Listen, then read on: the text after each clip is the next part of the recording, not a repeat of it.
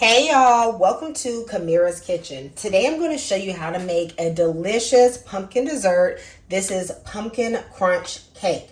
Now y'all, you can forget about pumpkin pie because once you have this is so good. It's so delicious. It's got the same pumpkin pie flavors, but it's easier and I feel like it tastes way better. What you're going to need is a can of pumpkin puree.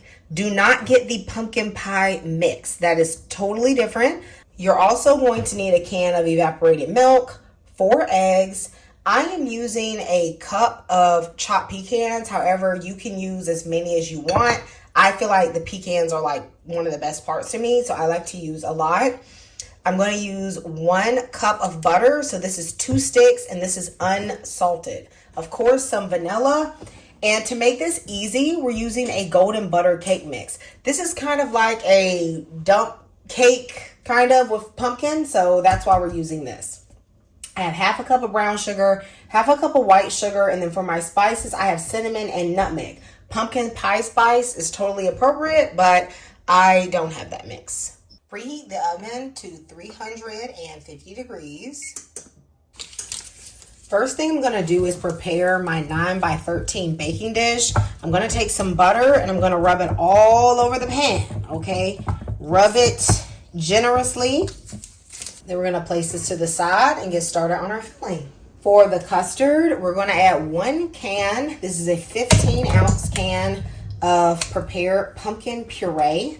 Scrape that can, y'all, okay? Get your money's worth, okay? I'm putting in 1 whole can of evaporated milk. You want to put in the whole 12-ounce can. It's going to make the pumpkin custard very creamy and delicious.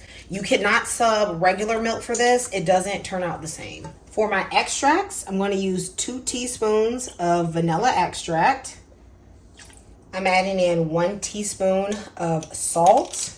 For the spices, you can use a tablespoon of pumpkin pie spice, but I pretty much don't keep that on hand. So I am going to start out with putting in 2 teaspoons of cinnamon and then a teaspoon of nutmeg and seeing how I like that. Pumpkin pie spice generally has a little clove in it, but I don't have clove, not ground clove, that is. So this should be just fine. I'm going to grate in my nutmeg. Freshly grated nutmeg tastes significantly better than pre-powdered nutmeg. So I'm just going to grate it in here. Everyone likes different amounts of sugar in this. I like to add a cup, but if you like yours less sweet, you can actually get away with 3/4 of a cup. That actually works out pretty well. I don't like to go higher than a cup though, because at that point, you know, there's sugar in the box cake and I just feel like it gets just like sickeningly sweet for me. Okay, for me. I'm going to mix this together. I am going to give this a taste to see if I want to adjust the spices. I've tasted it and I'm just going to adjust the nutmeg just a touch. I don't think I put in enough, so I'm just going to add a little bit more. I'm going to crack 4 large eggs. Let me know in the comments, have you ever tried pumpkin crunch cake before? And if you have, let me know if you loved it. I'm going to beat my eggs so they become easier to mix into our custard. And I'm just going to pour this right into the batter. Mix this in really well. This is your easy pumpkin filling. It tastes delicious. See how thick it's gotten now? You can tell it's going to set really well. I have my 2 sticks of butter in a Pyrex. I'm going to melt this in the microwave. Now I do want to note that I am putting it in a measuring cup because you're going to end up needing to pour this butter. And if you melt your butter in a bowl, it's going to be very difficult to pour. So I suggest you melt your butter in a glass that has a spout.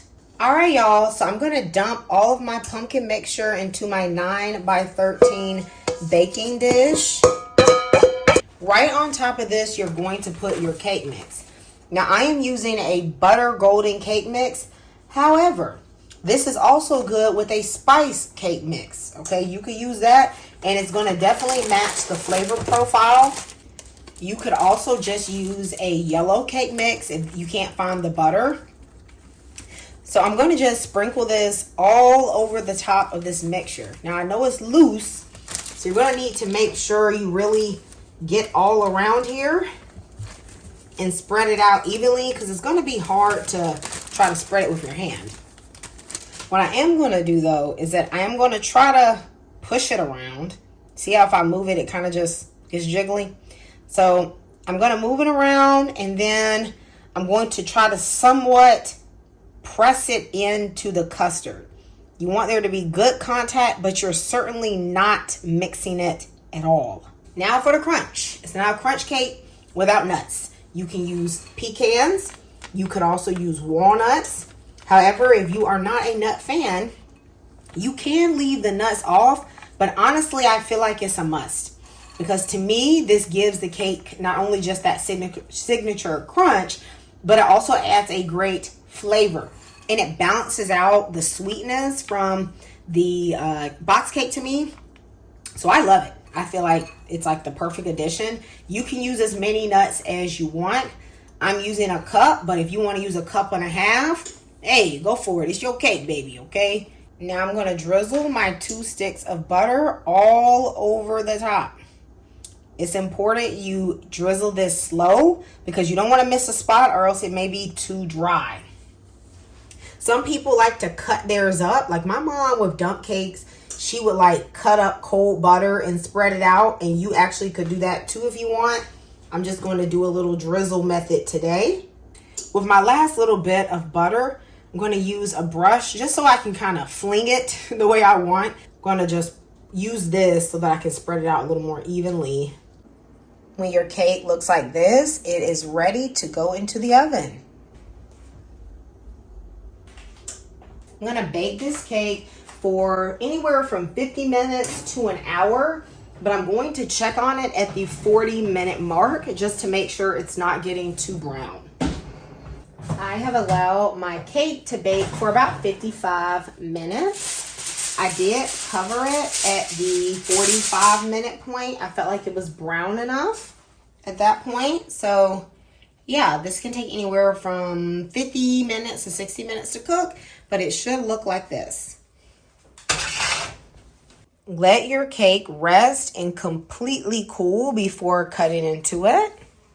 We're going to make an easy topping for this pumpkin crunch cake, and it's going to start with 1 block of cream cheese. Now, a lot of people will just top their cake with Cool Whip, but I think the cream cheese adds a nice richness, and I'm going to add some spices to it. I'm going to beat the cream cheese until it's a bit lighter, fluffier. I'm putting in half of a cup of powdered sugar. I'm not going to add more than this because I am going to use Cool Whip, which already has sugar. I'm going to add a little bit of cinnamon. You could add a little pumpkin pie spice, but I think the cinnamon flavor in the whip is really delicious. Now I'm going to put in some Cool Whip. This is the extra creamy one. You don't have to get this one, but I literally love the extra creamy one. It's so much richer. If you don't want to use Cool Whip, just use heavy cream. But I feel like with this cake, we're already taking shortcuts, so we may as well just continue with the whole shortcut theme. Keep it simple, keep it easy, keep it delicious. Okay? So I'm going to mix these in together lightly. I'm not going to beat it too much.